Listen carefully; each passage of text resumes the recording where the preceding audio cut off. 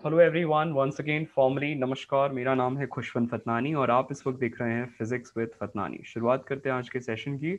हम लोग आज की क्लास में कंजर्वेशन ऑफ मोमेंटम के एग्जांपल्स को देख रहे हैं। तो पिछली क्लास में हमने क्या देखा था? पिछली क्लास में हमने कोलिजन और लास्ट टाइम मतलब हम कोलिजन समझ चुके हैं। साथ साथ में हमने पिछली बार एक्सप्लोजन के बारे में देखा था, राइट। आज हम लोग रिकॉइल क्या होता है एक बार वो देखेंगे, ठीक है, राइट। रिकॉइल, कोलिजन हम देख चुके हैं, ठीक। बोलोगे तो उससे भी कुछ सवाल बना लेंगे अगर रिवीजन करना हो, क्योंकि इस संडे को टेस्ट है, राइट। सब लोग को याद है ना, इस संडे हमारा work power energy, vertical circular motion और अभी जो हम चैप्टर पढ़ रहे हैं इसका टेस्ट है। अगर आप 5 या 10 सवाल भी बना लो या सिर्फ क्लास का भी रिवीजन करके आ जाओ, you will clear the test very gracefully, ठीक है।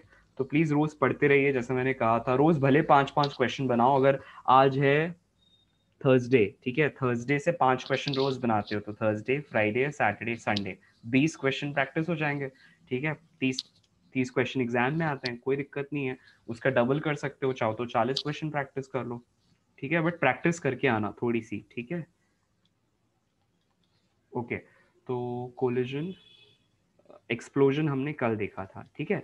क्या है ब्रीफ में समझते हैं फिर से। Law of conservation of momentum. Conservation का क्या मतलब है? कांस्टेंट रहना।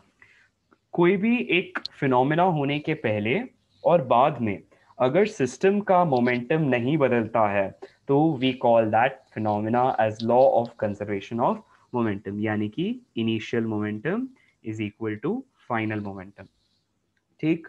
अब क्योंकि कंजर्वेशन ऑफ क्योंकि मोमेंटम अपने आप में एक वेक्टर क्वांटिटी है, इसीलिए वी यूज दिस साइन, ठीक। हमने जो कल क्वेश्चन देख रहे थे उसी का आई थिंक मैंने आप लोगों के जब आप लोग निकल रहे थे ना, तो आई थिंक आयुष ने एक डाउट पूछा था, तो आयुष और राहुल के साथ मैंने कल एक क्वेश्चन डिस्कस किया था। उसका मैं एक और इजियर अप्रोच बता रहा हूँ, है ना। सो लेट्स से हमारे पास ये क्वेश्चन है, आपके एच सी वर्मा में मिलेगा, डीसी पांडे में भी मिल जाएगा, ठीक है। देखो, अब आपके पास एक बॉल है, ठीक है, यहाँ से, या एक बॉम्ब है, ठीक है, आपने लिया और हवा में फेंक दिया। जब ये हाईएस्ट पॉइंट पे जाता है तो ये एक्सप्लोड कर जाता है। क्या करता है? एक्सप्लोड कर जाता है। और एक्सप्लोड करके क्वेश्चन ये कहता है, इट स्प्लिट्स इनटू 2 पार्टिकल्स, जिसमें से एक पार्टिकल, लेट्स से ये 2 पार्टिकल में स्प्लिट हो गया ऐसे, ठीक है, जिनमें से एक, दोनों का मास सेम है, ठीक है, दोनों का मास कैसा है? सेम है। इनमें से एक particle, let's say I will colour it with yellow, ये वापस इसी पाथ को ट्रैक करते हुए ऐसा अपनी ओरिजिनल पोजीशन पे आके गिर जाता है ऐसा, ठीक है। और दूसरा वाला पार्टिकल आगे चला जाता है, ठीक। और आपको तो पता ही है कि अगर कोलिजन हुआ है तो वो इंटरनल फोर्सेस की वजह से है, तो सेंटर ऑफ मास अपना पाथ नहीं बदलता है। और वो क्या करता है? वो जस का तस जहां से पार्टिकल को जाना चाहिए था, सेंटर ऑफ मास वही पाथ फॉलो करते हुए, मतलब एक पैराबोलिक पाथ फॉलो करते हुए इस पोजीशन पे गिर जाता है, ठीक। ये ए है सपोज, ये बी है जहां पे सेंटर ऑफ मास गिरा, ठीक। This is the location of centre of mass. ये क्वेश्चन रहता डिटेल में नहीं बताएगा, मैं बता रहा हूँ। अब ये जो पार्टिकल था, है ना, ये वाला, ये कहीं दूर जाके गिरा होगा ऐसा, ठीक है, ऐसा सपोज यहाँ जाके गिरा है। आपको क्वेश्चन में पूछ रहा है, पहली चीज फाइंड आउट करो कि जो सेकेंड पार्टिकल है, इसको नाम दे देते हैं, ये वाला पार्टिकल नंबर 1, ये वाला पार्टिकल नंबर 2। पार्टिकल नंबर 1 को क्या हुआ? वो जहां से एक्सप्लोजन हुआ था वहीं चला गया। पार्टिकल नंबर 2 थोड़ा आगे जाके गिरा। आपको बताना है पार्टिकल नंबर 2 कितना दूर गिरा फ्रॉम ए। लेट्स अगर ये पोजीशन बी है जहां पे सेंटर ऑफ मास आके गिरा, मतलब पार्टिकल, जो मेन पार्टिकल था, अगर वो एक्सप्लोजन नहीं होता, जिस जगह पर आके वो गिरता वहां सेंटर ऑफ मास है, उस पॉइंट को मैंने बी माना। जो एक हिस्सा एम यहाँ आके गिरा, एक हिस्सा एम यहाँ आके गिरा, आपको बताना है एम कितना दूर है, ठीक। ट्राई करो, नहीं बनता तो मैं समझाता हूँ, चलो गो हेड। सो आपको एसी डिस्टेंस फाइंड करना है। क्या क्या दिया है क्वेश्चन में? क्वेश्चन में दिया है इसकी इनिशियल वेलोसिटी u है और इसको थीटा एंगल पे थ्रो किया गया था। हाईएस्ट पॉइंट पे ये स्प्लिट कर जाता है या एक्सप्लोड कर जाता है इंटरनल फोर्सेस की वजह से। एक्सटर्नल फोर्स का कोई इन्फ्लुएंस नहीं है, इसका मतलब मोमेंटम कंजर्व होगा। क्वेश्चन ये पूछ रहा है जो सेकेंड वाला पार्टिकल है, मतलब this one, how far does it go from the initial point, मतलब ए से कितना दूर जाकर वो गिर रहा है। शुरू करो।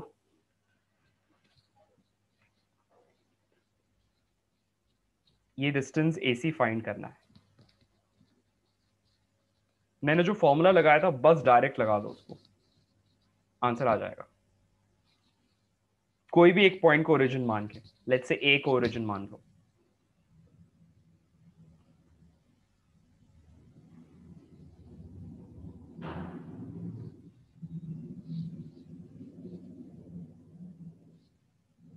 सेंटर ऑफ मास का फॉर्मूला लिखो पहले, कंफ्यूज मत हो, घबराओ मत, अरे सर कैसे करेंगे, ऐसा नहीं। बी स्टेबल, बी काम, लिखो फॉर्मूला, आएगा answer. XCM is m1x1 plus m2x2 whole by m1 plus x2, m1 plus m2 लिखो। ऐसा मान लो कि किसी एक पॉइंट पे ओरिजिन है, सपोज आप पॉइंट ए को ओरिजिन मान लेते हो, ठीक है। इसके रिस्पेक्ट में सेंटर ऑफ मास कितना दूर है तुम जानते हो, कितना दूर है, आर लोकेशन दूर है, रेंज तो जानते ही हो, इसको आर मान लो, ठीक है। क्योंकि अगर क्वेश्चन में यू और थीटा दिया है मतलब तुमको रेंज पता है। रेंज का फॉर्मूला जानते हैं सब की भूल गए? Range is given by u square sine two theta by g. जानते हो ना, ये लिख लो अपने पास, अगर भूल गए हो तो। हिंट है ये, एग्जाम में नहीं दिया होगा।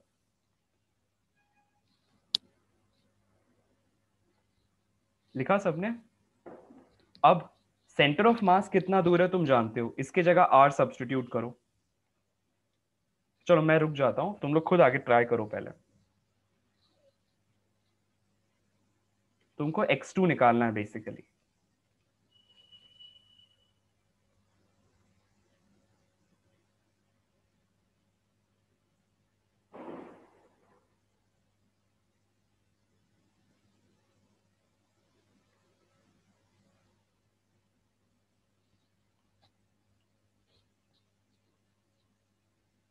चलो मैं बता रहा हूं, देखो सेंटर ऑफ मास कितना दूर गिरा है, जहां पे उस पार्टिकल को गिरना चाहिए था अगर एक्सप्लोड नहीं होता तो, कहां गिरता, रेंज वाले डिस्टेंस पर, तो इसके जगह रेंज डालना है, ठीक है। दोनों पार्टिकल्स का मास इक्वल है तो मुझे m1 और m2 की वैल्यू की जगह सिंपली क्या डालना है, m डालना है, ठीक है।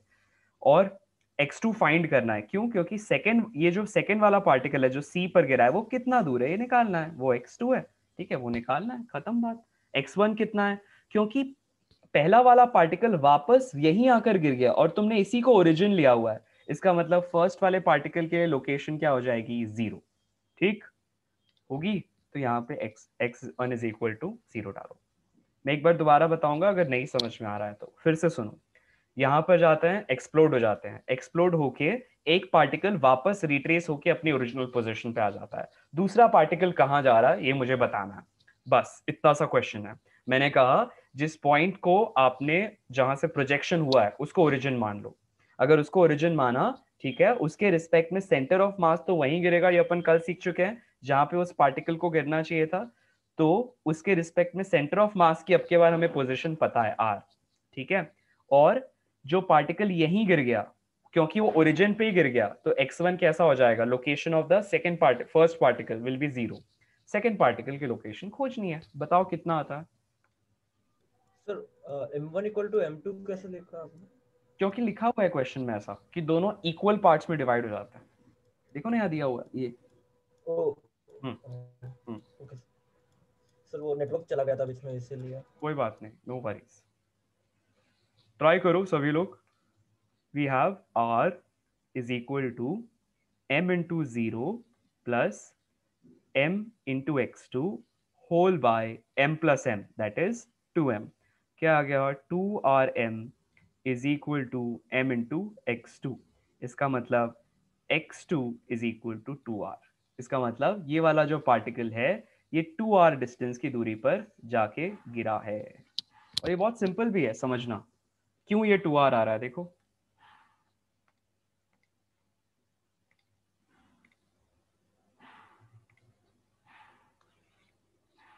मैंने एक पॉइंट जो फर्स्ट क्लास में सेंटर ऑफ मास की समझाया था, कि सेंटर ऑफ मास से जो दोनों पॉइंट्स हैं, या लेट्स से 2 पार्टिकल्स की बात हो रही है, तो उनका जो डिस्टेंस है सेंटर ऑफ मास से, वो उनके मास के इनवर्सली प्रोपोर्शनल है। देखो याद है आपने, हमने ये किया था। लेट्स से ये r1 डिस्टेंस है, ये m1 है ना, यहाँ पर m2 है, ये r2 डिस्टेंस है, इनके बीच का टोटल डिस्टेंस r दिया हुआ है। याद आ रहा है ये? तो हमने क्या किया था कि जो r1 है वो m2 पे डिपेंड करता है डायरेक्टली, और r2 जो है वो m1 पे डिपेंड करता है। देखो, we can write r1 is equal to m2। हमने प्रूव किया था, एक बार अपनी लेक्चर कॉपी ओपन करके चेक करना, ठीक है, ऐसा। और r2 is equal to m1 by m1 plus m2। इससे हमने कंक्लूजन भी लिखा था कि सेंटर ऑफ मास जो पार्ट हैवियर है उसके नजदीक लाई करता है।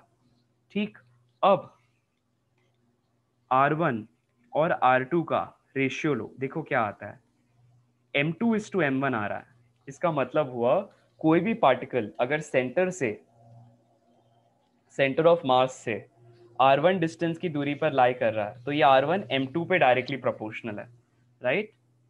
तो we can write distance from center of mass is inversely proportional to the mass of that particle।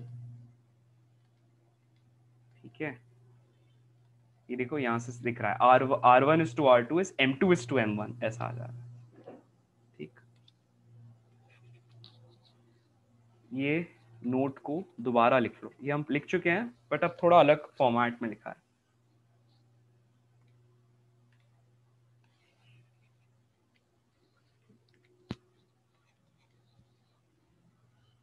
ठीक है,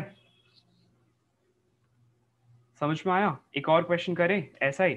चलो, इसी क्वेश्चन में सपोज मैंने ये पूछ लिया कि बताओ भाई, जो पार्टिकल दूर जाके गिरा है 2r डिस्टेंस पर फ्रॉम द ओरिजिनल पोजिशन, उसी को निकालने का एक और तरीका बताइए from the one which we just discussed. देखना ध्यान से, यहां पर ऊपर कोलिजन हुआ, ठीक है, एक पार्टिकल यहीं आके गिर गया। ठीक, ये कहां से आके गिरा है, ये वाला डिस्टेंस कितना था, ऐसा ऐसा था, ये अपना पाथ होता प्रोजेक्टाइल का, लेकिन हो नहीं पाया क्योंकि प्रोजेक्टाइल स्प्लिट हो गया। और जो दूसरा वाला पार्टिकल था वो कहीं दूर जाके गिरा, जो कि ये पॉइंट अगर ए है, ये बी है, ये सी है, तो हमने क्या निकाला, हम जानते हैं एक बात, क्या, ये वाला जो डिस्टेंस है दिस इज आर, और यहाँ पे क्या लाई कर रहा है, सेंटर ऑफ मास। दोनों का मास अगर आप जानते हो, लेट्स से अगर ये जनरल केस लेते हैं, अगर ये m1 है, ये m2 है, ठीक है, मुझे अब ये निकालना है कि m2 a से कितना दूर है। तो मान लो कि ये b से x डिस्टेंस की दूरी पे है। अब ऊपर वाले पार्ट को हटा देते हैं, हाइड द अपर वाला पार्ट, यानी कि इसको भूल जाओ। अब सिर्फ नीचे देखो, m1 m2 और सेंटर ऑफ मास दिख रहा है, सिर्फ नीचे देखना, आप ऊपर भूल जाओ क्या हुआ, गिर गए वो नीचे। अब मुझे बताना है m2 कितना दूर है, बहुत आसान हो जाएगा निकालना। जो अभी हमने कंडीशन पढ़ी क्या, कि m1, राइट, इसको मैं फिर से बनाता हूं इसी फिगर को, ध्यान से देखना। हमारे पास ये एक मास, यहाँ पे कहीं पे सेंटर ऑफ मास, और यहाँ दूसरा मास। सपोज अगर मास सेम नहीं भी है, m1 और m2 भी है, हमको ये डिस्टेंस तो समझ में आ रहा है कितना है, how much is this, r, right, और ये निकालना है x। ठीक है, निकालो, क्या हो जाएगा, m1 bye m2 is equal to, ये वाला x इस पर डिपेंड करेगा और ये वाला x इस पर डिपेंड करेगा। अभी अभी हमने पढ़ा, देखो पिछले केस में r1 depends directly on m2 and r2 depends on m1, है ना? तो हम क्या लिख सकते हैं, by the same analogy you will right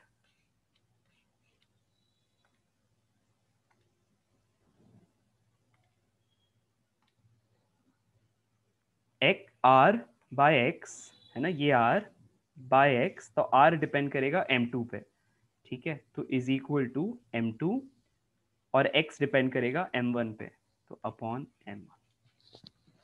ठीक, बस आ जाएगा अगर, क्योंकि हमको पता ही है अब जो दोनों मासेस उनकी वैल्यू दी है सेम है ना, तो m बाय m, तो यहाँ पे क्या आ गया, x is equal to r। कौन सा x r आया, यानी कि सेंटर ऑफ मास से r डिस्टेंस की दूरी पर है।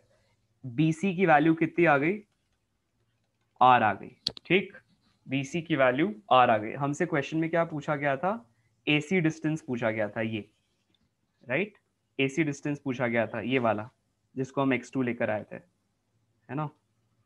तो देयरफॉर ये पूरा डिस्टेंस हमसे पूछा गया था x2।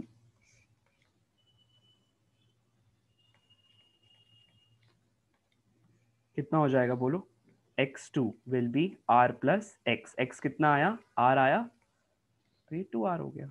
This is the answer. कुल मिला के सेंटर ऑफ मास वहीं गया, तो बताओ दोनों पार्टिकल्स कितना उससे दूर हैं। ठीक, एक और क्वेश्चन बनाते हैं, तब थोड़ा और क्लियर होगा। देखो अब की बार फिर से लिखो क्वेश्चन। फिर से एक पार्टिकल को प्रोजेक्ट किया गया, फिर से वो एक्सप्लोड हो गया हाईएस्ट पोजीशन पे। लिखो, क्वेश्चन लिखा सबने। Particle is projected from a point with velocity u at an angle theta. It explodes at the highest point. It explodes at the highest point. अब थोड़ा सा कुछ उसमें चेंज कर देते हैं। यहाँ पे एक्सप्लोड होता है into two particles such that their masses are in the ratio 1:4। ठीक है, दोनों के मासेस किस रेशियो में, 1:4। टोटल मास अपन ने क्वेश्चन में कैपिटल M दिया हुआ है। ठीक है, अच्छा आगे बढ़े। अब लिखता है ये वाला जो पार्टिकल है, लेट्स से जिसका मास ये 1 है और ये वाला 2 है। ठीक है, तो अब लेट्स से जो पार्टिकल नंबर 1 है, ये क्या करता है, ये यहां आके गिर जाता है ऐसा, और दिस पॉइंट इज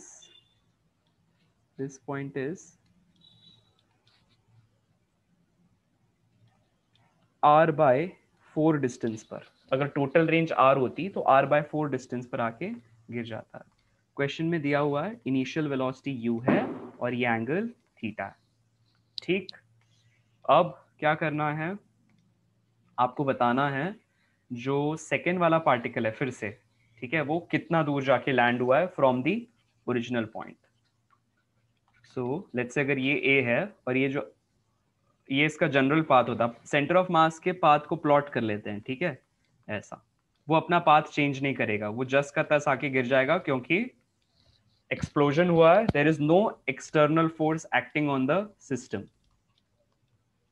ठीक है, देयरफॉर मोमेंटम इज कंजर्व्ड। ठीक,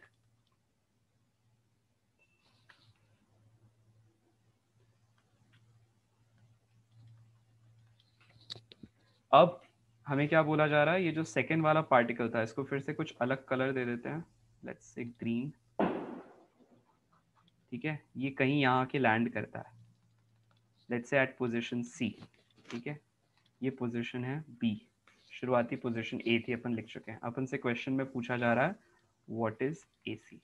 चलो ट्राई करो, दोनों के मासेस का रेशियो दिया हुआ है क्वेश्चन में 1:4।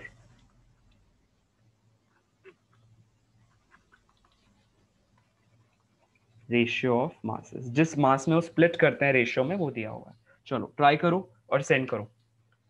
2 से 3 मिनट है अपने पास, चलो गो अहेड। ऐसा नहीं हड़बड़ी करो, सर रिलैक्स। आर जो है वो COM तक है क्या? आर जो है वो COM तक है, हाँ of course, R is the range, ऐसा दिया हुआ है। और रेंज का मतलब हो गया ए बी, जहां पे तुम्हारा सेंटर ऑफ मास आके गिर रहा है।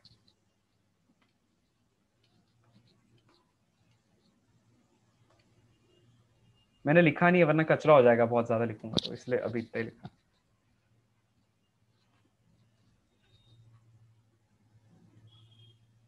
Are is the general range, अगर एक्सप्लोजन नहीं होता तो आर डिस्टेंस पे गिरता, है ना।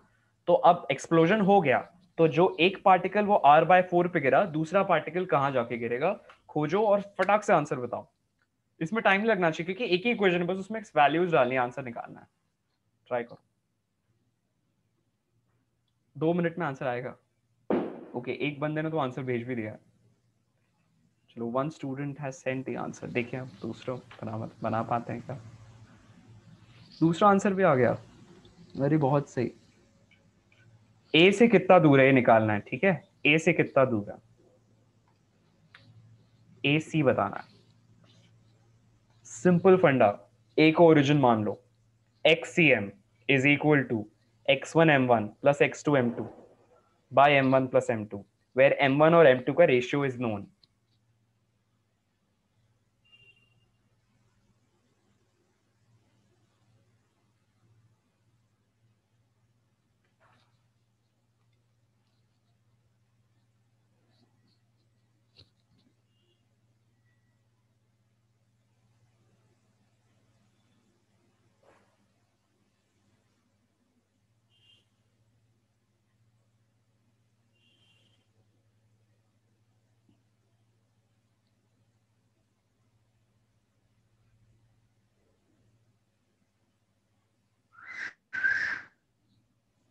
आप लोगों में से किसी का माइक ऑन हो रहा है बीच में, ऑफ रखो माइक को, ठीक है।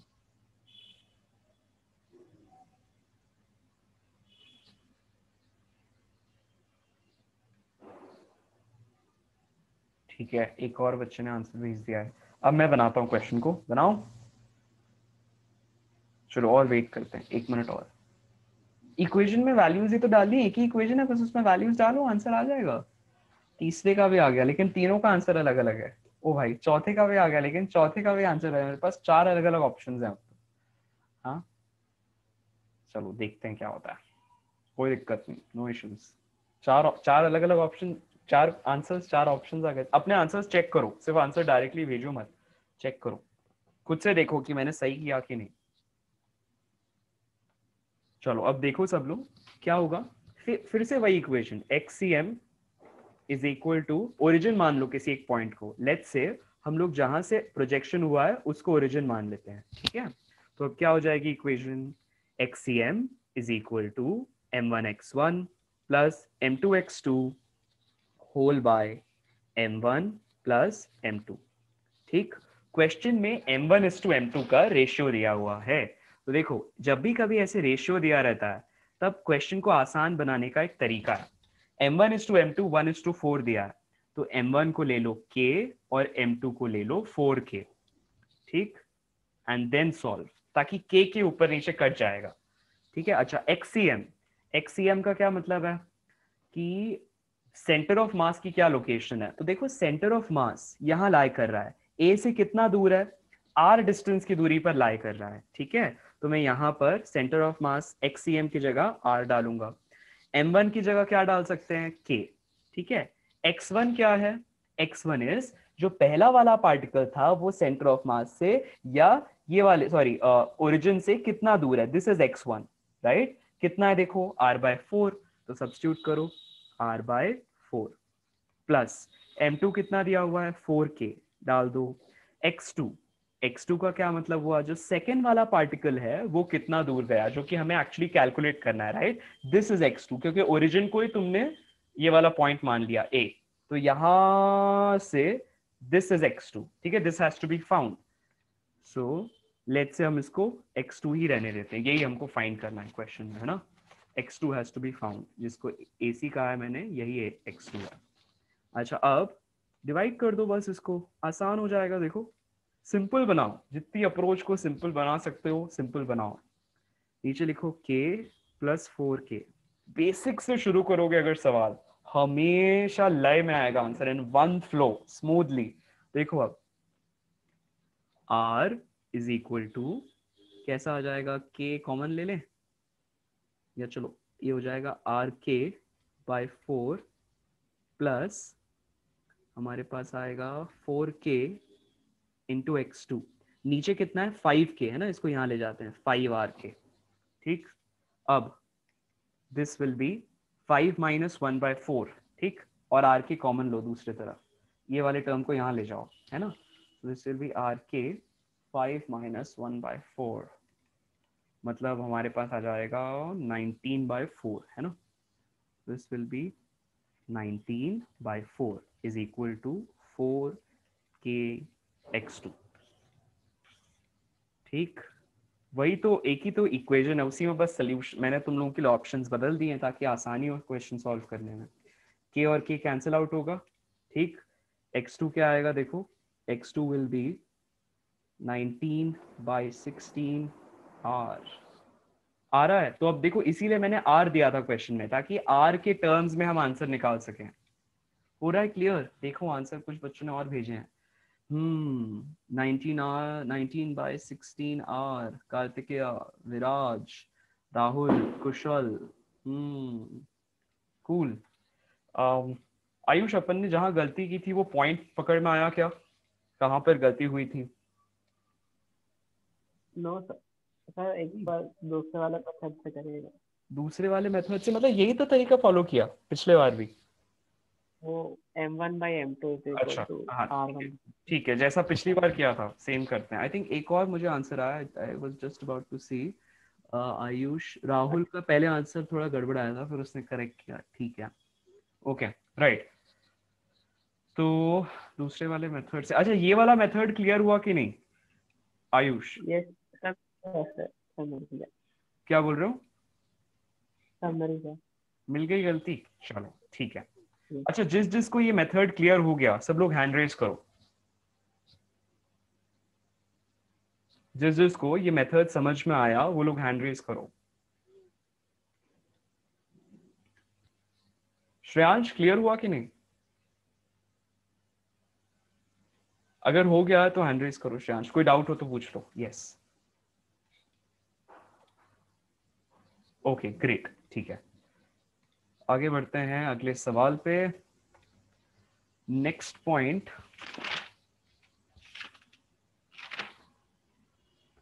अब ना एक और क्वेश्चन समझो। ये वाली इक्वेशन याद है ना सब लोगों को, हमने जो लिखी थी, from VCM is equal to m1v1 plus m2v2 and so on whole by m1 plus m2। अब इसी पर आधारित है अगले क्वेश्चंस, ठीक है, देखना। और इससे हमने क्या निकाला था, डिफरेंशिएटिंग बोथ साइड्स किया था एंड सो ऑन, ठीक है। ये जितने भी पार्टिकल्स हैं, ACM is m1a1 plus m2a2 and so on whole by m1 plus m2। ठीक, अब हमारे पास क्वेश्चन क्या दिया है देखो,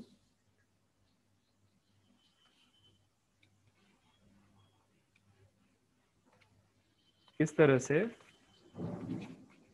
we have a pulley mass system, ठीक है। यहां पर एक पुली दिया है, ठीक है। हम लोग जानते हैं कि टेंशन कैसा फोर्स है, पुलिंग फोर्स है, पुशिंग फोर्स है तेजस? टेंशन इज अ, किसी ऑब्जेक्ट को पुल करने में काम आ सकता है या पुश करने में काम आ सकता है। स्ट्रिंग में, स्ट्रिंग की मदद से क्या कर सकते हो, पुलिंग या पुशिंग?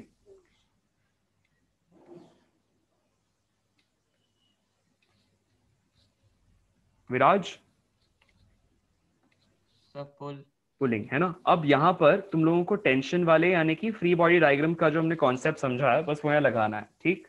हमारे पास दो मासेस हैं, इनकी वैल्यूज दी है, एक दिया है m और दूसरा दिया हुआ है 3m, ठीक।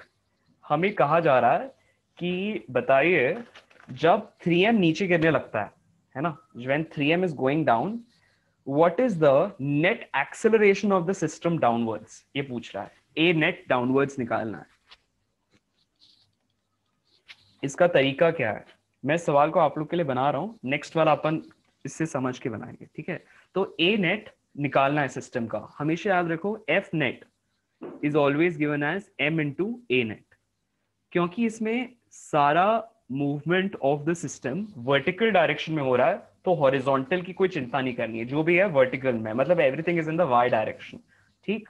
अब ये अगर सिस्टम का क्या मतलब हुआ, यहाँ पे दो ही चीजें हो रही है सिस्टम में, एक मास नीचे जा रहा होगा, एक मास ऊपर जा रहा होगा। तुम लोग एक्सेलरेशन की वैल्यूज जानते हो, टेंशन की वैल्यूज जानते हो, है ना। अब लेट्स से ए एक्सेलरेशन से ये नीचे जा रहा है और ए एक्सेलरेशन से ही ये ऊपर जा रहा है। क्यों? क्योंकि एक्सेलरेशन क्यों सेम होगी? क्योंकि हम जानते हैं अगर कोई भी दो बॉडी स्ट्रिंग से कनेक्टेड है तो दोनों की एक्सेलरेशन सेम होती है। सो विराज, फॉर्मूला जानते हो क्या? टेंशन का क्या फॉर्मूला होता है इन terms of m1 and m2? 2 times of, बोलो, कुछ ऐसा होता है क्या? M1 M2, yes sir. हाँ हाँ बोलो। 2 times of m1 m2 upon M1 plus M2. शानदार, m1 प्लस m2 इंटू जी। ठीक, ये अपना हो जाता है टेंशन इन द स्ट्रिंग। और स्ट्रिंग मूव कर रही है, टेंशन दे दिया मतलब ये नहीं कि उसके मूवमेंट नहीं है। ऑफ कोर्स जब भी कभी एक साइड भारी है दूसरा साइड हल्का है, मतलब मूवमेंट हो ही रहा है, ठीक है। वो एक अपन ने मान के चला आइडियल स्ट्रिंग है, आइडियल पुली है, मूवमेंट हो रहा है, कोई फ्रिक्शन नहीं लग रहा है, ठीक है। तो अब दोनों ब्लॉक्स को कंसिडर करना, ठीक है, दोनों ब्लॉक्स को समझना।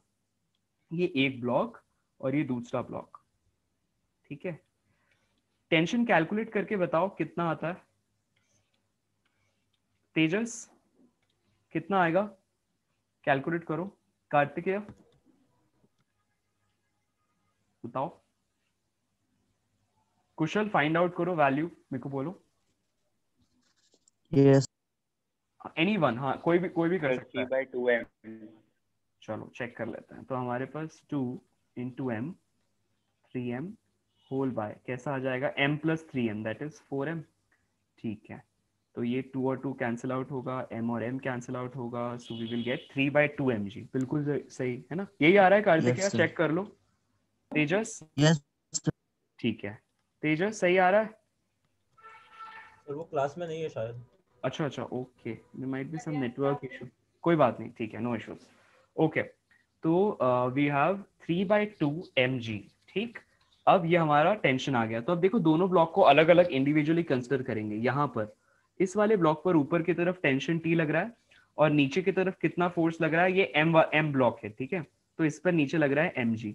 वैसे ही इस वाले के ऊपर भी ऊपर लग रहा है टेंशन, पुलिंग फोर्स है, राइट, इसलिए टेंशन खींच रहा है इस ऑब्जेक्ट को ऊपर, नीचे लग रहा है 3mg।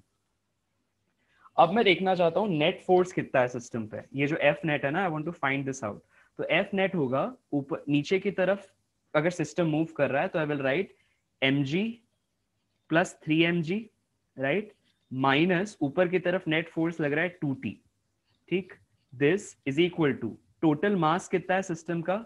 m प्लस 3m, तो m plus 3m into a net, ठीक, इंटू ए नेट। तो ए नेट कितना आया देखो?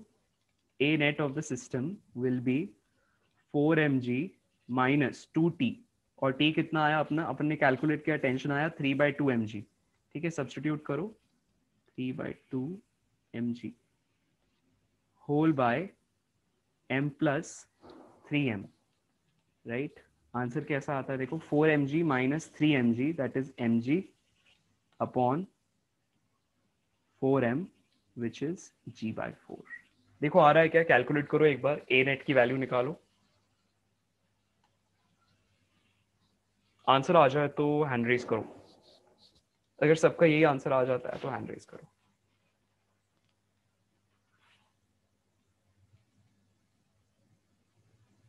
आ रहा है? हैंड रेज कर लो अगर आंसर g/4 आ रहा है तो।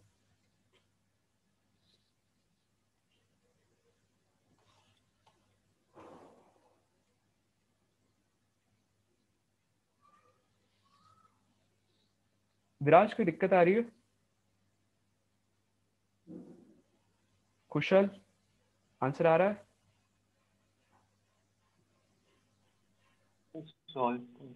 ओके ओके, करो करो करो। सिर्फ सब्स्टिट्यूट करो। देखो यहाँ पर 3mg plus mg net force acting on the system, मतलब दोनों को मिला के मान रहे हैं, ठीक है। ऊपर की तरफ टेंशन 2t और डिवाइडेड बाय 4mg। बस ये अगर स्क्रीन पे देख के भी क्लियर हो रहा है कुशल तो हैंड रेज कर सकते हो, कोई दिक्कत नहीं है, राइट, ठीक है। इसी तरह से एक और सवाल बनाते हैं सेम पैटर्न पर।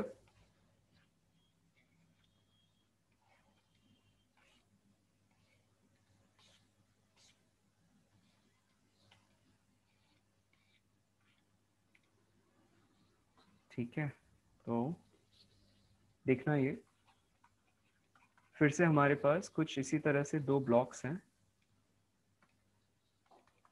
अब क्वेश्चन थोड़ा सा अपन को भ्रमित कर सकता है ना, तो ध्यान से करना। कई बार इस तरह से देगा, ठीक है, जो हैवियर ब्लॉक है वो ऊपर दिखा देगा, तो इसका ये मतलब नहीं है कि आपको एक्सेलरेशन या कुछ उसमें चेंज करना है, आराम से बनाओ, ठीक है। ये दिया हुआ है 5 kg ब्लॉक, ठीक है, ये दिया हुआ है 10 kg ब्लॉक, या सपोज उल्टा करते हैं, ये दिया हुआ है 10 kg ब्लॉक और ये दिया हुआ है 5 kg ब्लॉक, ठीक। अब आपको बोल रहा है what is the net acceleration of the system downwards, ये निकालो। चलो कैलकुलेट करो, सेम फंडा, मैं हिंट लिख दूं या चलो ट्राई करो, अभी तो बनाया हो जाएगा। A net is in terms of F N M, जानते हो, ट्राई करो। चलो पहले टेंशन निकालो, फिर दोनों ब्लॉक का फ्री बॉडी डायग्राम बनाओ, देखो नेट फोर्स नीचे कितना है, नेट फोर्स ऊपर कितना है, सब्स्टिट्यूट करो, आंसर निकालो।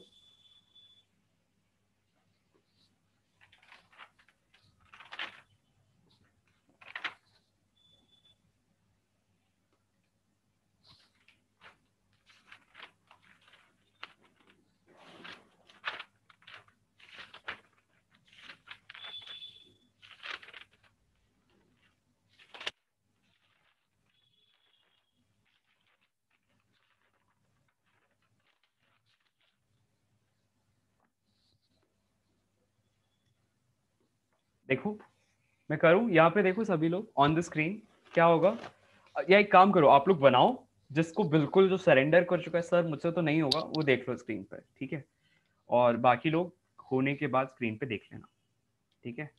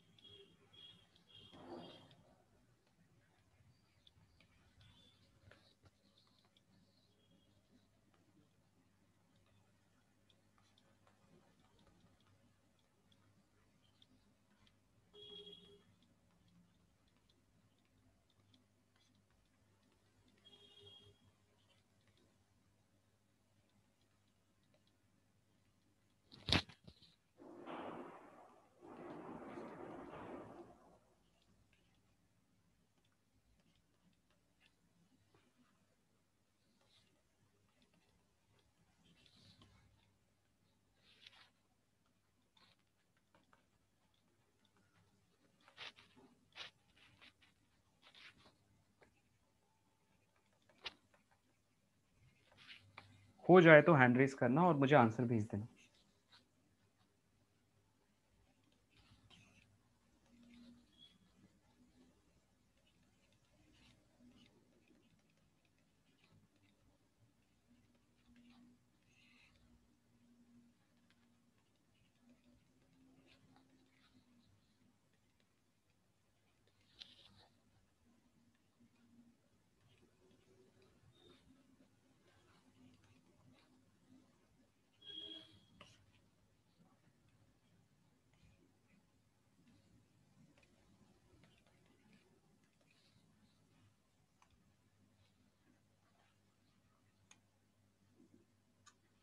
ट्राई करो, ठीक है, देखो अब क्या हो जाएगा, 15 माइनस 40/3g है ना, होल बाय 15, क्या आ रहा है आंसर चेक करो, कैलकुलेशन सब लोग अपनी देख लेना, ठीक है। 45 minus 5, right, that is 5/g3, 1/15, g/9 आना चाहिए, आई बिलीव आंसर, देखें आता है क्या, आ रहा है g/9, ठीक है।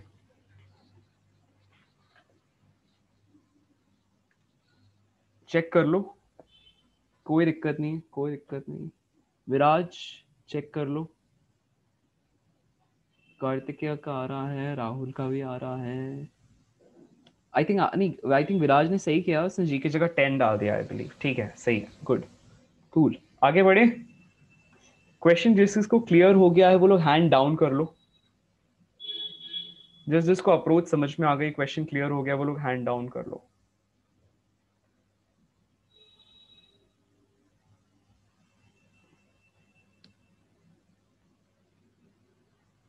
ओके कुशल, हाँ पूछो कुशल, बोलो। सर मेरे को वो एफ नेट वाला समझ में नहीं आया था। ये अपने कल डिराइव किया था ना, उसी इक्वेशन को बस मैंने जस्ट का तस लिख दिया है। जो हमने अभी तक सीखा है ना कि कोई भी एक सिस्टम है, let's say some system of particles, उस पर लगने वाला net force is equal to total mass into net acceleration, जो कि न्यूटन का सेकेंड लॉ है, बस नथिंग एल्स। तो अभी यहाँ पे नहीं सर, वो हमारे जो सिस्टम में वैल्यूज अभी हमारे सिस्टम में दो मासेस हैं, एक है m1 और दूसरा है m2। तो इन दोनों पर नेट फोर्सेस कौन कौन से काम कर रहे हैं? एक हुआ टेंशन ऊपर की तरफ और एक में काम कर रहा है लेट्स से m1g नीचे की तरफ। एक में टेंशन ऊपर की तरफ, दूसरे में m2g नीचे की तरफ। ठीक, तो मैंने माना सपोज अगर m1 प्लस m2 का सम 2t से ज्यादा है तो टोटल फोर्स क्या हो जाएगा? m1 और m2 नीचे लग रहे हैं, राइट, और 2t ऊपर की तरफ लग रहा है, इसलिए m1 plus m2g minus 2t upon दोनों को मिला के एक सिस्टम माना है ना, दोनों पार्टिकल्स को मिला के एक सिस्टम माना है, तो दोनों का मास का सम नीचे आ गया, टोटल मास, ये वाली वैल्यू। तो इससे नेट एक्सेलरेशन आ गई। ठीक, ये अपने आप में कॉन्सेप्ट है कुशल, a little irrelevant with what we have read before, a little irrelevant but still connected to what we have read कि न्यूटन का सेकेंड लॉ कहता है total mass is equal to total force acting on any system is equal to net mass into acceleration। ठीक है, हुआ क्या clear? अपन ने m1 और m2 को एक सिस्टम माना, ऊपर नेट फोर्स 2t, नीचे net force m1 plus m2g divided by total mass is giving you total acceleration। Clear हो रहा? हेलो सर, तो उसको 2t माइनस 15 भी लिख सकते हैं। माइनस 15t, माइनस 15, नहीं, 2t minus 15g। 2t minus 15g लिख सकते हो, लिखो। तो बस यहाँ पे माइनस की साइन आ जाएगी, इसका मतलब होगा कि एक्सेलरेशन नीचे की तरफ है। बिल्कुल सही, लिख सकते हो। अभी हमने जो निकाला है वो एक्सेलरेशन का मैग्नीट्यूड निकाला है, तुम बिल्कुल लिख सकते हो कुशल, डोंट वरी ऑन दैट। बहुत ही अच्छी अप्रोच है। लिखो, इसको पहले लिखो, इसको बाद में लिखो, कोई फर्क नहीं पड़ेगा, अल्टीमेटली माइनस की साइन आएगी। कहने का ही मतलब है तुमने ऊपर वाले को मान लिया है पॉजिटिव है, नीचे वाले को मान लिया है नेगेटिव है, तो यहाँ माइनस आएगा, जिससे तुम समझ जाओगे कि आंसर जो एक्सेलरेशन है that is downwards and equal to g/9। बिल्कुल सही है कुशल, कोई दिक्कत नहीं है। हुआ क्लियर? आगे बढ़े? Yes sir. ठीक है, डोंट वरी। हम लोग देखो, मैंने पहले भी बताया था कि माइनस की साइन से घबराना नहीं है, माइनस की साइन बस डायरेक्शन डिनोट कर रही है। तो या तो तुम डायरेक्शन अज्यूम कर लो, है ना, पहले से, या तो डायरेक्शन अज्यूम मत करो और कन्वेंशन जस्ट का तस ले लो, ऊपर पॉजिटिव नीचे नेगेटिव, देखते हैं आखिरी में क्या आता है। अगर नेगेटिव आया मतलब एक्सेलरेशन जो तुम कैलकुलेट कर रहे हो वो नीचे की तरफ है, बस दैट इज द थिंग। अच्छा, अब हमारे पास ना एक कॉन्सेप्ट होता है, चलो पहले इसी चीज को आगे देखते हैं। Just give me 1 minute, I am coming back. एक क्वेश्चन ट्राई करना, ठीक है, सिंपल क्वेश्चन देते हैं थोड़ा। एक ब्लॉक है, ठीक है, जिसका मास m है, ये रेस्ट पे था, अचानक से एक्सप्लोजन हुआ, ठीक है, एक्सप्लोजन से एक पार्ट को वेलोसिटी मिल गई ऊपर की तरफ, ऐसा, एक पार्टिकल को वेलोसिटी मिल गई राइट की तरफ। ऊपर वाले पार्ट को मैं y एक्सिस मानूंगा, राइट वाले पार्ट को मैं x एक्सिस मानूंगा। ऊपर जो velocity milli that is v1, जो राइट की तरफ velocity milli that is v2। तुम चाहो तो इसको v1 j कैप और इस वाले को v2 i कैप मान सकते हो। ठीक, जो थर्ड पार्टिकल था, इन लोगों के जो मासेस है ना ये सेम है, इक्वल मासेस हैं, मतलब थर्ड वाला जो पार्ट है इसका भी मास m ही है।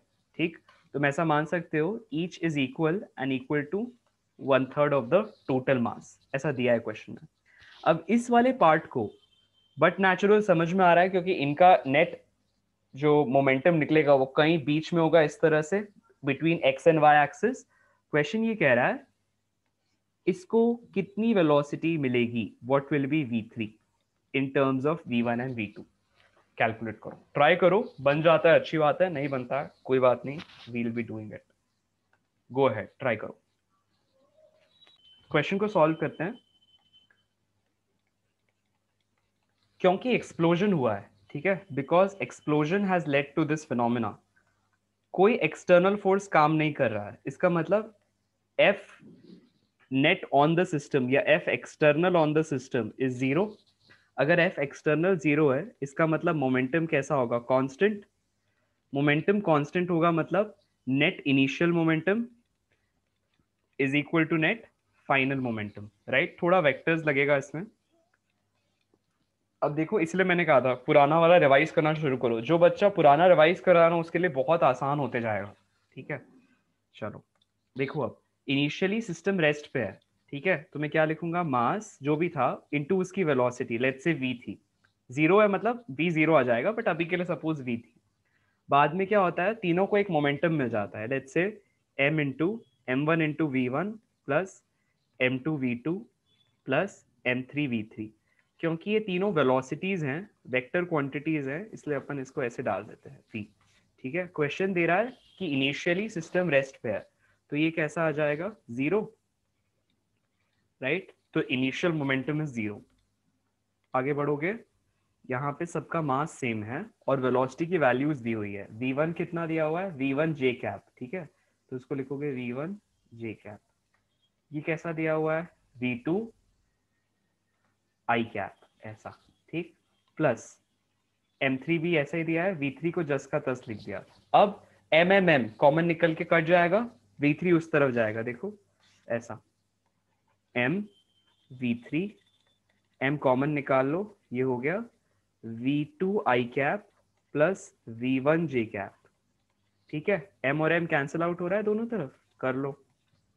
फिर क्या करेंगे, v3 की वैल्यू आ गई, v2 i cap plus v1 j cap with a negative sign, I think, है ना, हाँ नेगेटिव साइन अपन भूल रहे थे, विथ अ नेगेटिव साइन, एक मिनट। सो ऐसा, बस आई और जे को भूलना नहीं, ठीक है, आई और जे। अब सपोज मुझे इसका मैग्नीट्यूड निकालना है। मैग्नीट्यूड निकालना जानते हो किसी भी वेक्टर का, अपन ने सीखा था वेक्टर्स में, कोई भी एक वेक्टर दिया अपने पास, लेट्स से आर, ठीक है, is given as a i cap plus b j cap. तो वेक्टर का मैग्नीट्यूड क्या होता है, under root of a square plus b square. तो चलो इसका मैग्नीट्यूड निकालो, कितना आ जाएगा v3, बताओ सभी लोग, अंडर रूट ऑफ, बोलो बोलो बोलो, एनीवन, किससे ले, चैतन्य, बताओ क्या आ जाएगा, v3 is equal to, try करो,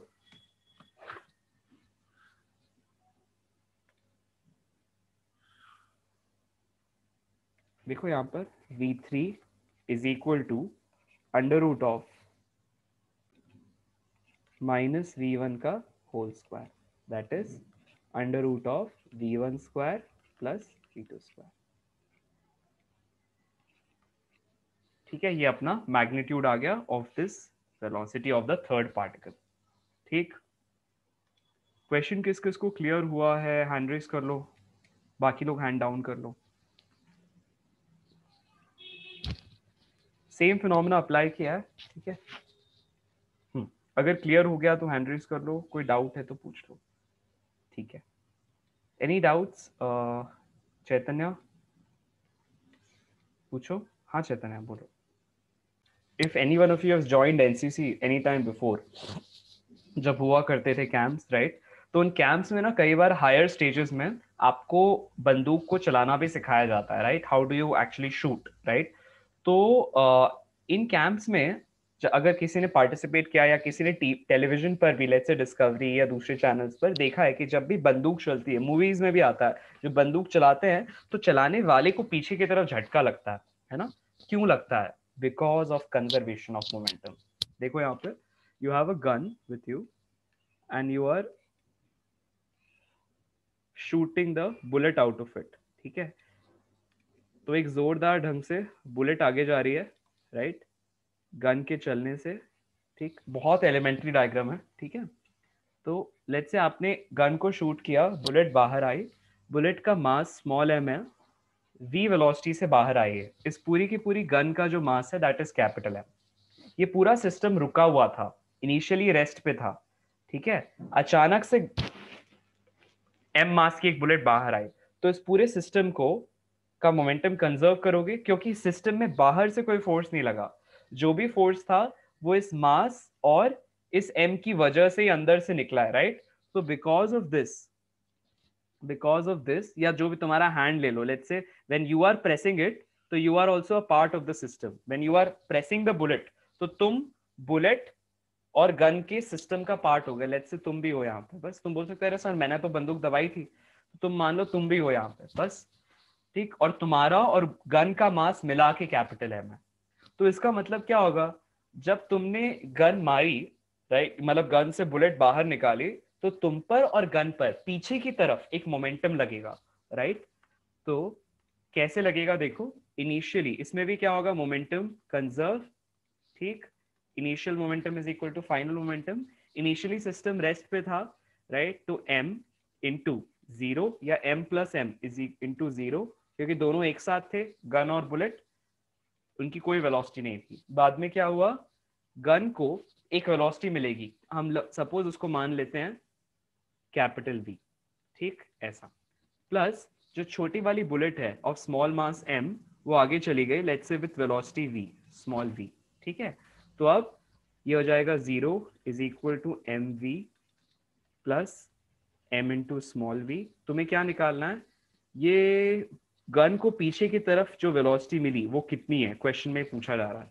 तो अब क्या करोगे, माइनस, ऐसा लिख सकते हो, M v is equal to minus m into small v, therefore ये v is equal to minus M v by capital M. हो रहा है क्लियर, राइट। तो क्वेश्चन में अगर ये वाली वेलोसिटी दी है, तो माइनस मतलब उसके ऑपोजिट डायरेक्शन में, अगर गन आगे जा रही है तुमको, यानी कि गन और तुम जो सिस्टम है उसको पीछे की तरफ एक वेलोसिटी मिलेगी। अगर ग्राउंड पे फ्रिक्शन नहीं होगा, ठीक है, तो तुम और गन दोनों पीछे फेंका जाओगे, ऐसा होगा, ठीक है। ग्राउंड पे अगर फ्रिक्शन नहीं होगा तो तुम और गन दोनों एक साथ पीछे चलने लगोगे, अनटिल अनलेस पीछे से आके तुमको कोई रोक न लगे, ठीक है। देखो कितना फनी है, मतलब अगर अर्थ पे ग्राउंड पे फ्रिक्शन ना हो तो तुम कभी बुलेट चला ही ना पाओ। बुलेट चलाते चलाते, इसका मतलब अगर तुम लेट्स से कम फ्रिक्शन वाली जगह पे जाओ, लेट्स से अगर तुम आइस स्केटिंग कर रहे हो, ठीक है, आइस पे खड़े हो, तो आइस का फ्रिक्शन बहुत कम होता है, आइस और हमारे स्केट्स का। तुमने आइस स्केटर में जाकर गन चला दी, तो बस तुमको कोई रोक नहीं सकता, you will keep getting pushed back, ठीक है, because of this velocity, until unless somebody comes and either stops you या तुम अपने आइस ब्रेकर्स का ब्रेक दबाओ, समथिंग। हो रही है बात क्लियर सब लोगों को, ठीक। इसके ऊपर एक सवाल बनाते हैं, कॉन्सेप्ट और क्लियर होगा।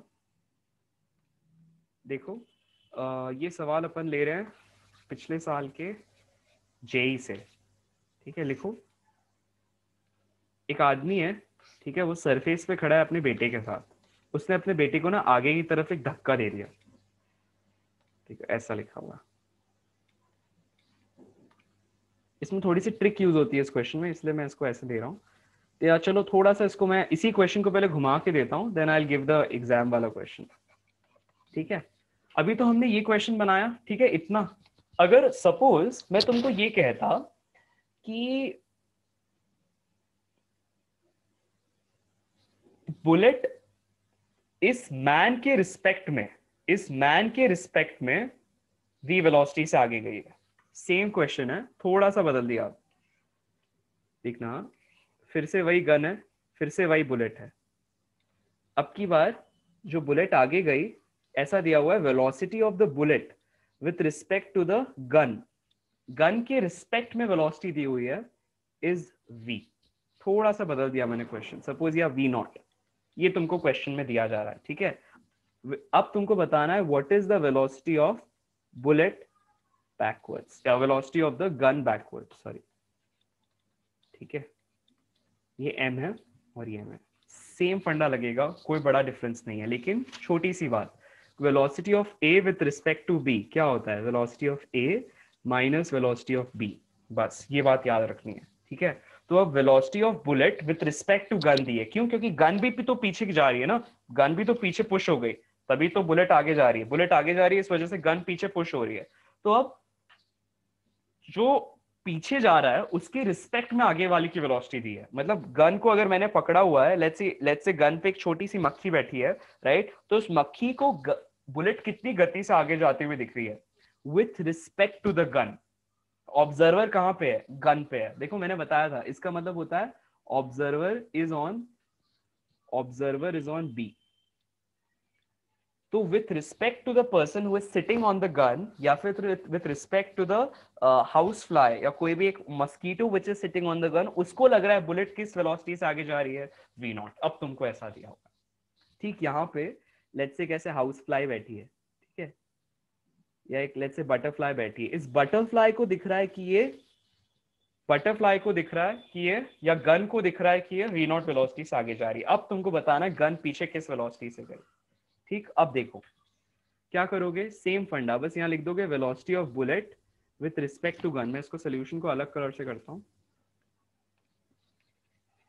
So how will you start, velocity of bullet with respect to gun दिया हुआ है क्वेश्चन में v नॉट। इसका मतलब हो जाएगा velocity of bullet minus velocity of gun is equal to v nought, ठीक। क्वेश्चन में तुमको vg निकालना है ना, velocity of gun backwards, sorry bullet और गन तो एक ही चीज हो गई ना, नहीं पीछे की तरफ, तुमको वेलोसिटी ऑफ गन निकालना है, ठीक है।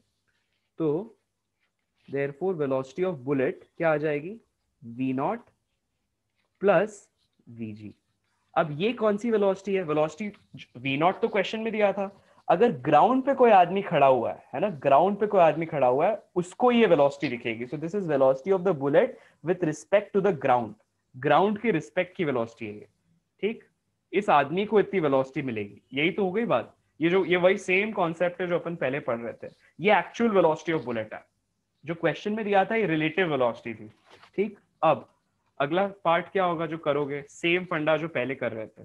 क्या कर रहे थे, इनिशियल सिस्टम में कोई मास या वेलोसिटी था क्या, नहीं था, राइट, तो देयर वाज जीरो। बाद में क्या हुआ, इस आदमी को या इस बुलेट को पीछे की तरफ एक वेलोसिटी मिल गई, जिसको अपन ने सपोज वी बी मान लिया, ठीक है, सॉरी गन को वी जी मान लिया, ठीक है, एक वेलोसिटी मिल गई, प्लस स्मॉल बुलेट को आगे की तरफ एक वेलोसिटी मिल गई vb। अब क्या करोगे, जैसे लास्ट टाइम किया था, minus M v g is equal to m into v बी, या अब थोड़ा सा चेंज आ सकता है, देखो कैसे, वैल्यू सब्स्टिट्यूट करते हैं। vb की वैल्यू क्या दी हुई है, देखो सब्स्टिट्यूट करो, M v g plus m into v b कितना है, देखो v nought plus v g, right, कितना आ जाएगा, M v g plus small m into v g plus small m into v nought. हमें वी जी फाइंड करना है, यहाँ देखो हमें वी जी फाइंड करना है, गन को पीछे कितनी वेलोसिटी मिली, तो वी जी कॉमन निकलेगा,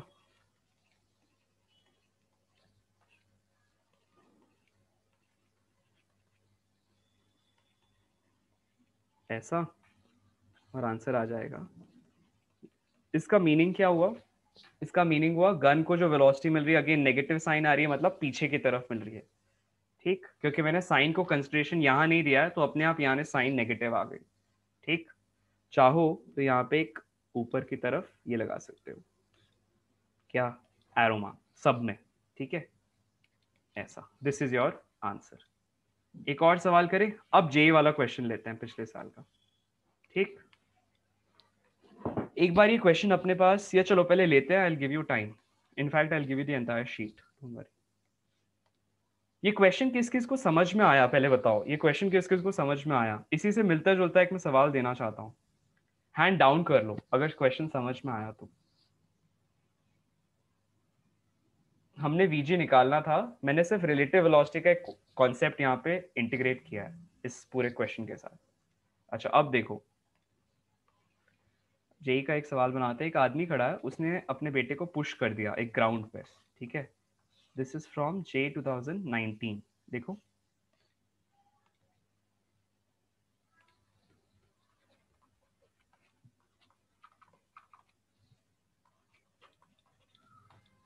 सरफेस फ्रिक्शनलेस है, ठीक है, सरफेस पे कोई फ्रिक्शन नहीं है। ऐसे मूवमेंट्स तभी हो सकते हैं ना मोस्टली, वरना फ्रिक्शन उस आदमी को पीछे मूव करने से रोकेगा, ठीक है। तो इसने क्या किया, अपने बेटे को धक्का दे दिया आगे की तरफ, खसका दिया। तो क्या दिया हुआ है, आदमी का मास कैपिटल एम, बेटे का मास स्मॉल एम, ठीक है। लिखता है ये जो, सपोज मैं इसको एम मानता हूँ मैन और इसको मानता हूँ बॉय, तो लिखता है velocity of boy with respect to man, question में दिया हुआ है लेट्स से वी नॉट, ठीक। ये अपन को क्वेश्चन बोल रहा है, आपको बताना है मैन पीछे की तरफ किस वेलोसिटी से चलने लगेगा, ये अपन को बताना है। करो, ट्राई करो। क्या करोगे, सेम फंडा लगाओगे, क्योंकि मैन ने बॉय को पुश किया है, तो मैन बॉय सिस्टम पर बाहर से कोई फोर्स नहीं लगा, तो मोमेंटम कैसा हो गया, कंजर्व। अगर मोमेंटम कंजर्व हुआ तो वही फंडा फिर से, यहाँ पे बस एक बात लिख लोगे, velocity of boy with respect to man, question में वी नॉट दिया है, इसका मीनिंग हो गया velocity of boy minus velocity of man is equal to v nought. इसका मतलब हुआ velocity of boy is equal to v nought plus velocity of man, ठीक। अब initial momentum is equal to final momentum, initially दोनों rest पे थे, initially कैसे थे, दोनों रेस्ट पे थे, तो ये जो मैन था, yes push the boy, push the boy, और जो VBM है इसका मतलब है velocity of boy with respect to man, ये अपन को क्वेश्चन में दिया जा रहा है वी नॉट, ठीक। मोमेंटम कंजर्व करोगे क्योंकि दोनों इनिशियली रेस्ट पे थे, तो इनिशियल मोमेंटम सिस्टम का कैसा हो जाएगा, 0। आगे करो कैलकुलेट, फाइनल मोमेंटम, जो मैन है उसको पीछे की तरफ धक्का लगेगा, बॉय को आगे की तरफ लगेगा, अपन अभी डायरेक्शन नहीं लेते हैं। सपोज मैन को वेलोसिटी मिल गई VM, ठीक है, और जो बॉय है उसको वेलोसिटी मिल गई VB, ठीक। अब क्या करोगे, हमको क्वेश्चन में VM निकालना है, लेकिन VB को पहले सब्स्टिट्यूट करना पड़ेगा, करो।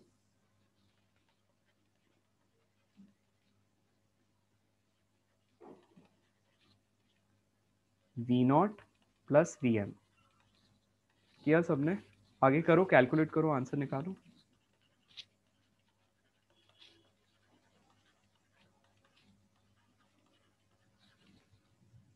ठीक, क्या हो जाएगा, चेक कर मुझे आंसर बताओ क्या आता है, देखो आ रहा है क्या आंसर।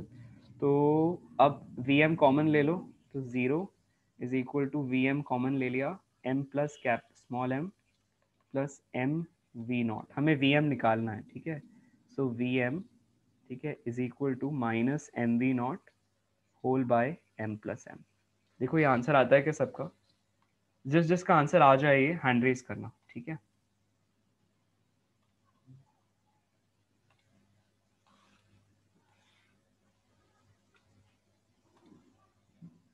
मैं आपको वैल्यूज दे रहा हूँ, ठीक है, इनकी क्या वैल्यूज क्वेश्चन में दी थी उन लोगों ने मास ऑफ मैन दिया हुआ था,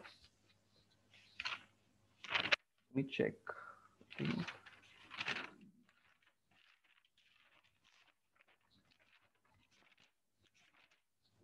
उन लोगों ने मास ऑफ मैन दिया था 50 kg, ठीक है। जो मास ऑफ बॉय था दैट वाज गिवन 20 kg, और जो V0 दिया हुआ था, मतलब velocity of the boy with respect to the man, वो दिया हुआ था 0.7 kg। सब्स्टिट्यूट करो, देखो आंसर क्या आता है, मुझे आंसर सेंड करो सब लोग।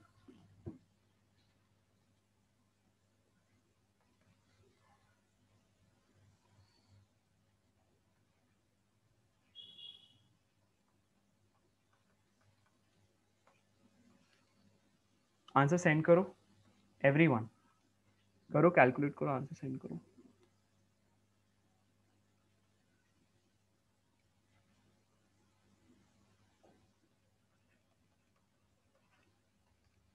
आई थिंक ये ऐसा आएगा -7 × 2/70, मतलब -0.2 आ रहा होगा, देखो मतलब पीछे की तरफ 0.2 मीटर पर सेकेंड, है ना। बहुत बढ़िया, बहुत बढ़िया, ग्रेट। विराज और चैतन्या का आ गया है, okay, great great great great, करो करो कैलकुलेट करो सब लोग।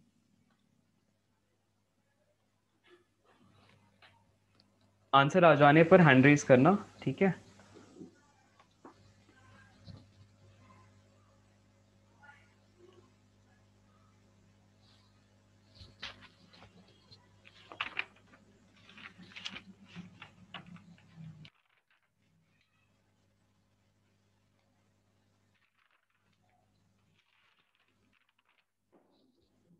अच्छा अब ना मैं एक एक्सपेरिमेंट बता रहा हूँ, करना मत, बट तुमने एक्सपीरियंस किया है कि नहीं पता नहीं। तुम अगर किसी बोट में हो, ठीक है, लेक पर एक बोट में हो, तो अगर तुम बोट में आगे चलने की कोशिश करते हो ना, तो ऑब्जर्व करना बोट पीछे जाने लगती है। क्या कह रहा हूँ? ये खास तरह का अंडरस्टैंडिंग है, इसको लिखना मैन एंड बोट प्रॉब्लम या man and plank problem, man and plank question.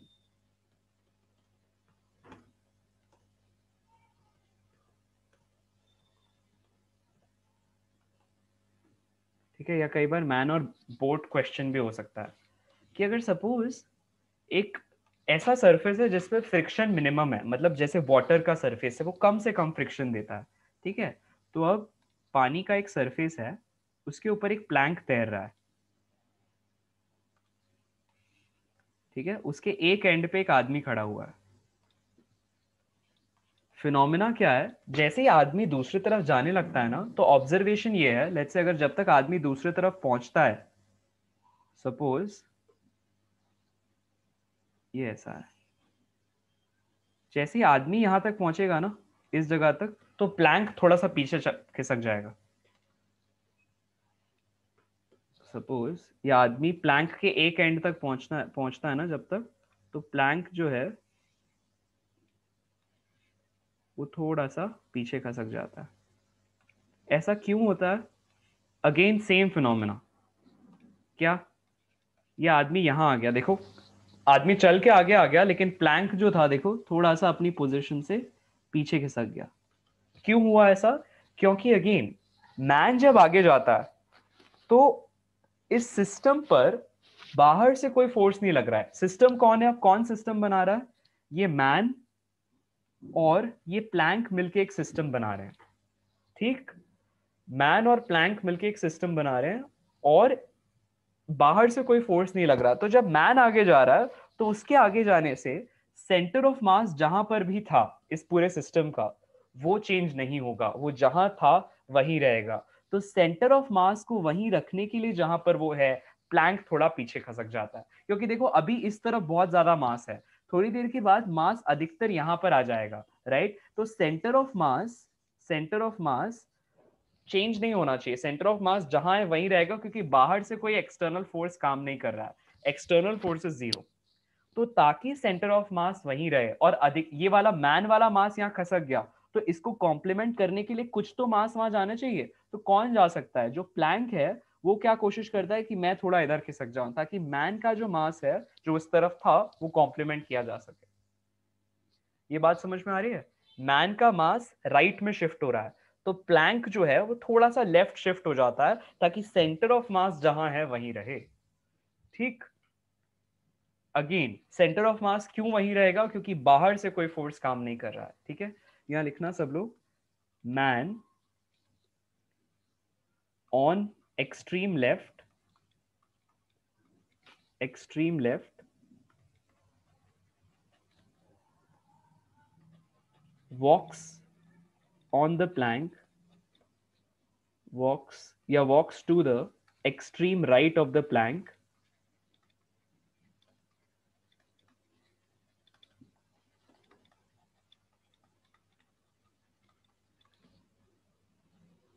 as no external force acts, ठीक है, on man plus planck system,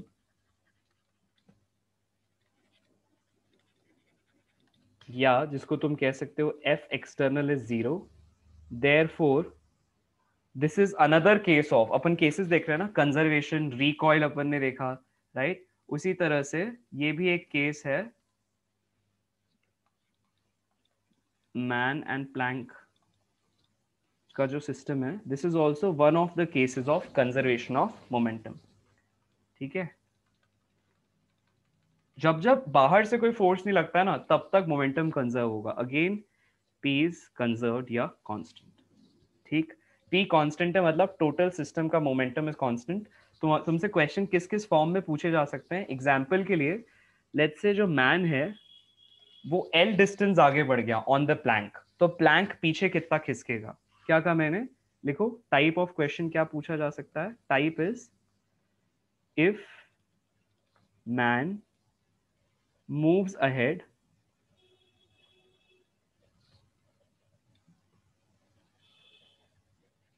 by L distance with respect to the plank. L distance मतलब उसको ऐसा लगेगा कि मैं plank पे L distance आगे बढ़ गया. L distance with respect to the plank. तो अभी हम मान रहे हैं प्लैंक की लेंथ ही L है, मतलब वो एक लेंथ से एक एज से दूसरे एज पे चला गया. by what distance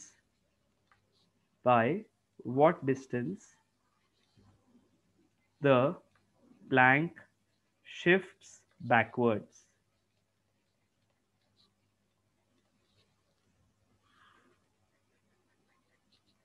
ठीक है, तुमको क्वेश्चन में दिया हुआ है कि मैन का मास कैपिटल एम है और प्लैंक का मास स्मॉल एम है. ये क्वेश्चन अपन कल देखते हैं, ठीक है, क्योंकि काफी इंपॉर्टेंट है और आज आपकी क्लास में बहुत सारे लोग आए नहीं हैं, तो मैं नहीं चाहता सबका ये वाला क्वेश्चन मिस हो, तो इसको अपन कल देखते हैं. ठीक, दूसरा एक क्वेश्चन देख लो इसी तरह का, let's say kind of similar.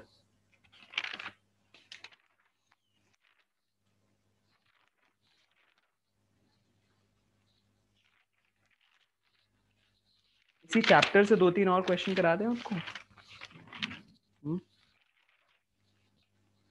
Suppose ये क्वेश्चन थोड़ा अच्छा इंपॉर्टेंट है. देखो ये क्वेश्चन अपन कल सॉल्व करेंगे, ठीक है, प्लीज याद दिलाना मुझे, ठीक है, और थोड़ा सोचना, कुछ बना सकते हो क्या, कुछ कर सकते हो क्या, ठीक है. अगर बना लिया सपोज क्वेश्चन कहीं भी बिना देखे तो काफी सही रहेगा.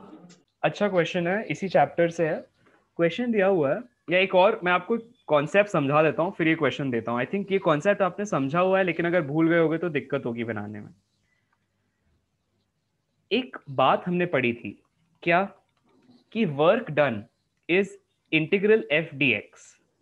लेकिन ये कब लगता है, जब मोशन एक डायरेक्शन में सिर्फ एक्स के अलोंग हो रहा हो, ठीक है. लेकिन सपोज अगर मोशन एक्स और वाई में साइमल्टेनियसली हो रहा है, तब क्या करेंगे. This is when force acts along x axis या हॉरिजॉन्टली, और उसी तरह से वाई एक्सिस के अलोंग एक्ट करता था, तो हम लोग एफ डी वाई ले लेते हैं. लेकिन अब की बार जो तुम्हारा फोर्स है, सपोज वो किसी भी डायरेक्शन में काम कर रहा है, थोड़ा एक्स थोड़ा वाई.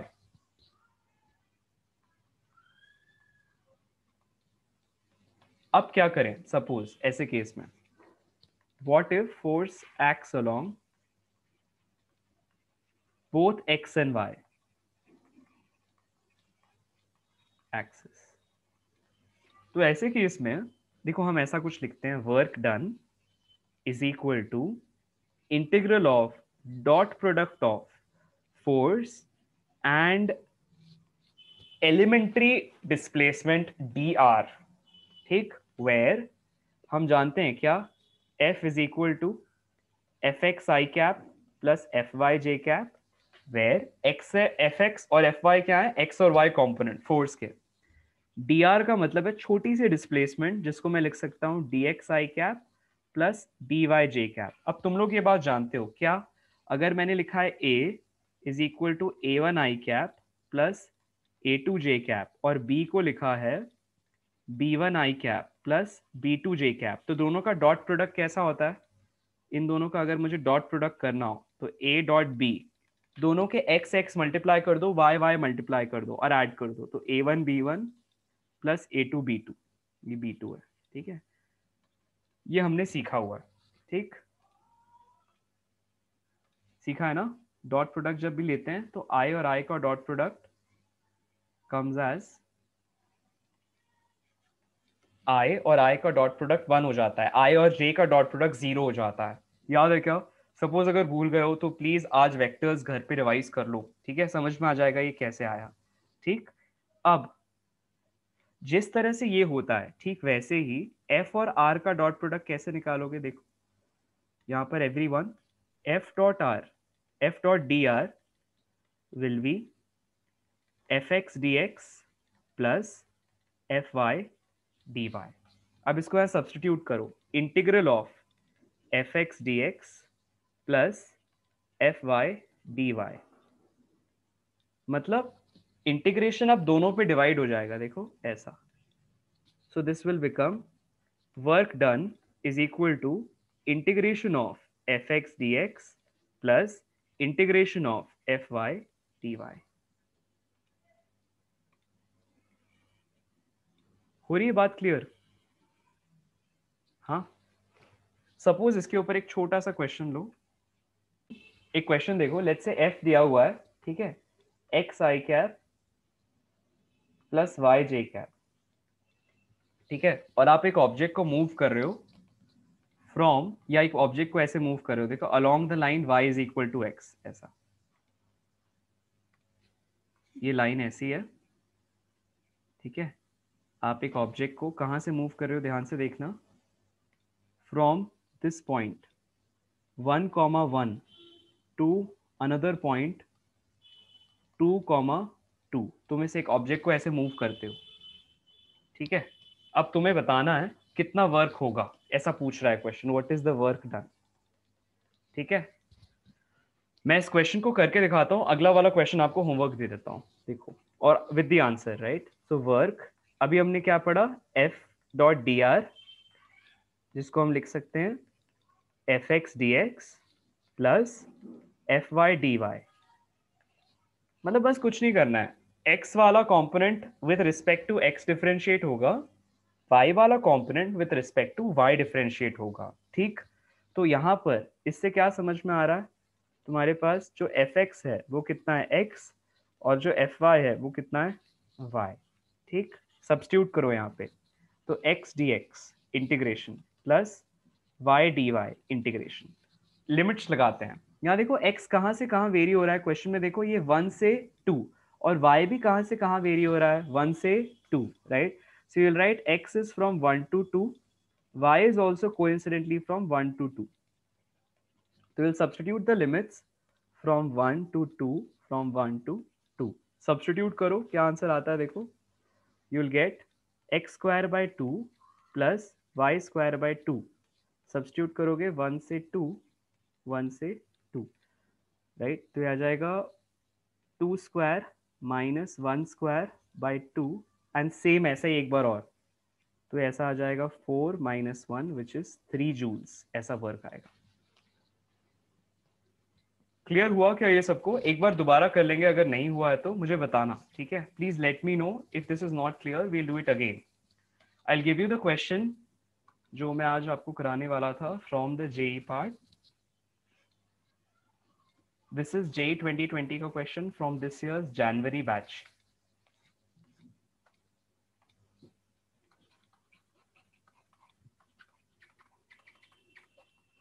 ठीक है, ये काफी अच्छे क्वेश्चंस ऐसे आते हैं एग्जाम्स में, है ना. हो सकता है जब तुम लोग दो, दैट इज 2 years लेटर, फिर आ जाए, तो उसको अच्छे से करना. अब की बार दिया है 2 पॉइंट्स हैं, ये है A और ये है यहाँ पर B, ठीक है. A है 1,0, B है 0,1, ठीक है. एक ऑब्जेक्ट है जो ऐसे मूव करता है यूं A से B, दिख रहा है. तो x की लिमिट्स तुम समझ गए हो, है ना. x की लिमिट्स होगी 1 से 0, और y की लिमिट्स क्या होगी, यहाँ देखो y कहाँ से जा रहा है, 0 से 1, ठीक है. सो y की लिमिट्स होगी 0 से 1, पूरा सेम फंडा.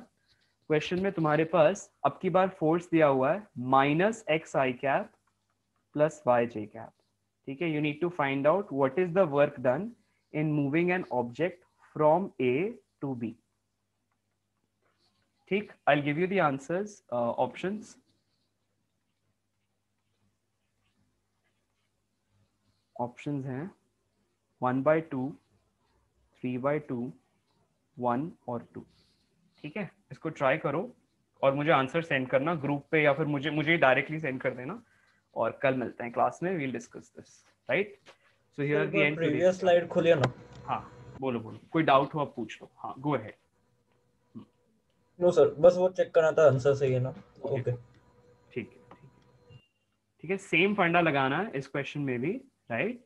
अब की बार फोर्स वेरिएबल है, राइट, तो इसलिए अपन ने इंटीग्रल किया है और x और y डायरेक्शन में वेरिएबल है, तो हमने क्या किया, x का इंटीग्रेशन अलग किया, y का अलग किया और उनको एड अप किया। सेम चीज अब यहाँ भी करोगे, जैसे यहाँ किया सेम काम यहाँ करोगे। आंसर मैं अभी दे दूं, आंसर है 1। देखना, ट्राई करना आंसर आता है कि नहीं। ठीक, चलो ट्राई करो और आंसर्स फाइंड आउट कर लो। अपन कल मिलते हैं। I will send you the answer, ये वाला आज की क्लास के notes, plus I try to upload the video. Just मुझे एक बार रिमाइंड कर देना। Thank you class, thank you very much, have a good time. कोई डाउट हो मुझसे आकर 5 मिनट से पहले पूछ लेना। Thank you. मुझे मैसेज कर देना अगर कोई डाउट हो तो, प्लीज पहले आके पूछ लेना, बता देना। 5 से 5:30 पे डिस्कस कर लेंगे। Thank you. Thank you sir. Okay, bye bye. Thank you. Thank you sir. Thank you very thank you much. Sir. Okay, बिल्कुल।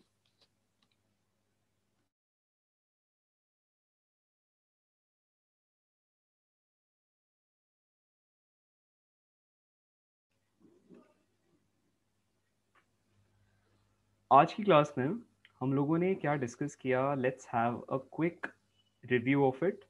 हमने सबसे पहले law of conservation of momentum के बारे में देखा कि हमने इसमें कोलिजन हम पढ़ चुके हैं, एक्सप्लोजन के हम केसेस देख रहे हैं, रिकॉयल आज हमने देखा, और मैन और प्लैंक का केस हमने एक बेसिक केस देखा है, इसका मैथमेटिकल अंडरस्टैंडिंग कल समझेंगे। हमने आज देखा कि कैसे एक प्रोजेक्टाइल अगर हाईएस्ट पॉइंट पे टूट रहा है और मुझे मासेस पता है तो उनकी फाइनल पोजीशंस क्या होगी। अगर एक की दिए तो मैं दूसरे की निकाल सकता हूँ, क्योंकि सेंटर ऑफ मास की मुझे पोजीशन पता है। वो जिस जगह पे था, जिस पॉइंट पे वो, जिस पाथ के अलॉन्ग वो पार्टिकल जाता, अगर एक्सप्लोड नहीं होता, उसी पाथ के अलॉन्ग वो सेंटर ऑफ मास भी ट्रैवल करता है। ठीक है, हमने ये वाला फंडा भी काफ़ी अच्छी चीज़ सीखी आज, और इसी तरह के कुछ और नए क्वेश्चंस देखे। यहाँ पे हमने नेट एक्सेलरेशन फाइंड आउट किया, उसी तरह का एक और क्वेश्चन बनाया। यहाँ पे एक पार्टिकल एक्सप्लोड हो रहा था तो थर्ड वाले पार्टिकल की वेलोसिटी फाइंड आउट करनी थी। फिर हमने रिकॉइल टाइप क्वेश्चन बनाया कि कैसे गन को अगर रिकॉइल मिलती है, how do you find out the recoil velocity. And again हम आगे बढ़ते गए। इस तरह से हमने एक और क्वेश्चन बनाया कि कई बार हमें रिलेटिव वेलोसिटी दी होती है, ठीक है, उस बुलेट की, तो कैसे आपको ऐसे केस में गन की वेलोसिटी निकालनी है। अब ऐसे हमने क्वेश्चन बनाया, एक मैन अपने पेटे को पुश कर रहा है तो उसको पीछे की तरफ कितनी वेलोसिटी मिलेगी। मैन और प्लैंक का हमने केस देखा, क्वेश्चन हम कल बनाएंगे। फिर हमने वर्क डन बाय फोर्स, हमने देखा कि एक खास तरह का केस है जहाँ पे फोर्स जो है, अगर अब तक हम देखते थे सिर्फ एक डायरेक्शन में लग रहा है, अगर रैंडम किसी भी डायरेक्शन में लगे तो फोर्स कैसे कैलकुलेट होगा, उस पर हमने एक क्वेश्चन बनाया। और एक क्वेश्चन हमने ले लिया जेई का, जो कि कल के लिए होमवर्क है। तो कल के लिए ये वाला क्वेश्चन होमवर्क है, राइट। प्लस हम लोग प्लैंक वाला क्वेश्चन मैंने छोड़ दिया आप पे, ट्राई करो, बना सकते हो क्या, अगर नहीं और इवन अगर हाँ तो हम लोग कल इसको सॉल्व करेंगे। Thank you everyone for being a part of the session. नमस्कार एंड शुभ रात्रि। Thank you.